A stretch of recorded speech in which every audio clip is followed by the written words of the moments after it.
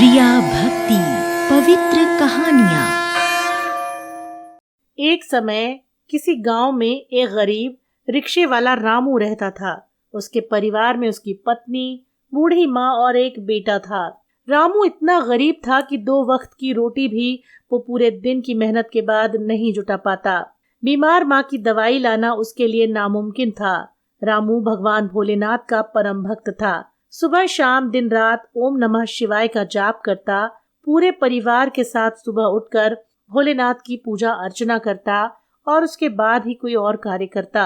रामू के पास एक पुराना टूटा फूटा रिक्शा था, जिसे लेकर वो पूरा दिन धूप में यहाँ वहाँ सवारी की तलाश में भटकता। लेकिन उसके रिक्शे की जर्जर हालत देखकर कोई भी उसके रिक्शे में नहीं बैठता। साहब आइए ना साहब, आपको कहाँ जाना है? मैं आपको फटाफट ले चलूंगा। अरे रहने दो, नहीं जाना है मुझे तुम्हारे इस टूटे फूटे रिक्शे में। तुम्हारे इस रिक्शे में बैठने से तो अच्छा कि मैं पैदल ही चला जाऊंगा। नहीं साहब, मैं आपको जल्दी पहुंचा दूंगा। आप किराया भी अपने मन मुताबिक ही दे दीजिएगा। अरे नहीं, तुम जाओ, चलो। रामू सारा दिन यूं ही सवारी का इंतजार करता रहता। एक दिन उसकी बीवी बोली, सुनिए जी, मुन्ने को तेज बुखार है, आप आते समय बुखार की दवाई लेते आना।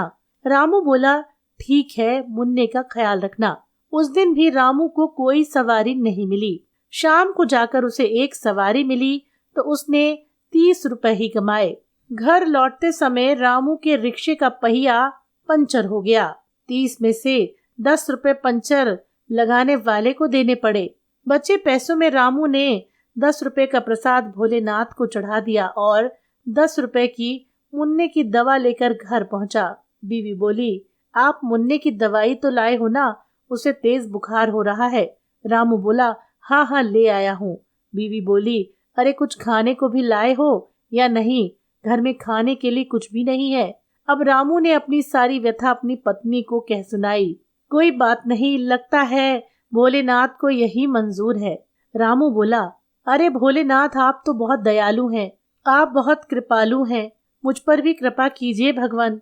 3 दिन से मैं और मेरा परिवार भूखा है। हमें कोई संपत्ति नहीं चाहिए भगवान, परंतु 2 वक्त की रोटी तो जीवन जीने के लिए दे दो भगवान, वरना आपकी दी हुई ये जिंदगी आप वापस ही ले लो। आप ये जिंदगी वापस ही ले लो प्रभु। तब पार्वती जी भोलेनाथ से कहती हैं, हे भोलेनाथ, ये रामू आपका परम भक्त है, आपकी पूजा में, आपके ध्यान में सदा लगा रहता है, फिर इसके नसीब में इतने कष्ट क्यों हैं? भगवान भोलेनाथ कहते हैं कि पार्वती, रामू अपने पिछले जन्म के कर्मों की सजा भुगत रहा है। ये पिछले जन्म में एक साहूकार का पुत्र था जो सदा बुरे कर्म और बुरी संगत में लिप्त रहता था। इसने अपनी माँ को भी कई यातनाएं दी थी। ये अन्न का अनादर करता था, इसीलिए इस जन्म में यह भोजन के लिए तरस रहा है। पार्वती जी कहती है, परंतु प्रभु, ये तो आपकी सेवा करता है, आपके भरोसे पर अपना जीवन जी रहा है। यदि आप इसकी सहायता नहीं करेंगे तो इस पर कृपा कौन करेगा? आप पर से इसका विश्वास उठ जाएगा। भोलेनाथ कहते हैं, ठीक है पार्वती जी, मैं इसकी परीक्षा लूंगा। यदि ये उसमें सफल हुआ तो मैं इसकी सहायता जरूर करूंगा। रामू को कोई कहता है, क्या हुआ रामू, आज फिर कोई सवारी नहीं मिली? रामू कहता है, क्या करूं भाई, इस टूटे फूटे रिक्शा में तो कोई बैठना ही नहीं चाहता। तो वो कहता है कि तुम छोड़ दो रिक्शा चलाना, इससे तो अच्छा मंदिर के सामने बैठकर भीख ही मांग लो, कम से कम 2 पैसे तो मिलेंगे। रामू बेचारा उदास बैठा था कि तभी वहां एक बूढ़ा आदमी आया। रामू ने कहा, अरे संभालिए, आप खुद को संभालिए। बुजुर्ग बोले, धन्यवाद बेटा, तुम्हारा बहुत बहुत धन्यवाद। रामू ने कहा कि अरे बाबा, इस उम्र में कहाँ भटक रहे हो? बुजुर्ग ने कहा, क्या बताऊं बेटा, भोलेनाथ के प्राचीन मंदिर में रोज दर्शन के लिए जाता हूँ। आज भी मैं वहीं के लिए निकला था, लेकिन रास्ते में किसी ने मेरी जेब ही काट ली, इसीलिए पैदल जा रहा हूँ। रामू ने कहा, आओ बाबा, मैं आपको लिए चलता हूँ, देखो ना कितनी गर्मी है, आपकी हालत तो बहुत खराब हो रही है। आओ मेरे रिक्शे में बैठ जाओ। बुजुर्ग बोले, अरे नहीं बेटा, मेरे पास तो इतने पैसे नहीं है, मैं तुम्हारा मेहनताना कैसे दे पाऊंगा। रामू बोला, कोई बात नहीं बाबा, वैसे भी मेरे इस टूटे फूटे रिक्शा में कोई सवारी नहीं बैठती, टूटे फूटे रिक्शा में कोई सवारी बैठती ही कहाँ है, कम से कम वो आपके काम ही आ जाएगा।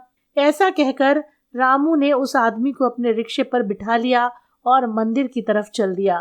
बुजुर्ग ने कहा, हाँ हाँ बेटा, तुम्हारा बहुत बहुत धन्यवाद। आज तुम्हारी मदद से मैं भोले बाबा के दर्शन कर पाऊंगा। तुम्हारा भला हो बेटा, सदा सुखी रहो। रामू ने कहा कि दादा, मुझे तो बस आपका आशीर्वाद चाहिए और भोलेनाथ की कृपा। वो साथ है तो मेरा काम सहज हो जाएगा। उस आदमी को मंदिर की सीढ़ियों पर छोड़कर जैसे ही रामू पीछे मुड़ा तो वह देखता है कि उसके टूटे फूटे रिक्शे की जगह एक चमचमाता नया ऑटो रिक्शा खड़ा है। उसे देखकर पहले तो कुछ समझ ही नहीं पाया। फिर उसने पीछे मुड़कर देखा तो उसे वह बूढ़ा आदमी वहां दिखाई नहीं दिया। अब रामू समझ गया कि यह व्यक्ति कोई और नहीं, स्वयं भोलेनाथ थे। वो बहुत खुश हुआ और खुशी खुशी में अपने नए ऑटो में अपने घर चला गया। घर पहुंचा तो देखता है कि उसकी टूटी फूटी झोंपड़ी की जगह एक आलीशान मकान बना है। ये देखकर वो चौंक गया। घर के बाहर उसकी पत्नी और माँ और बेटा खड़े थे। उन्हें देखकर रामू बोला, ये क्या हो गया? ये तो चमत्कार हो गया।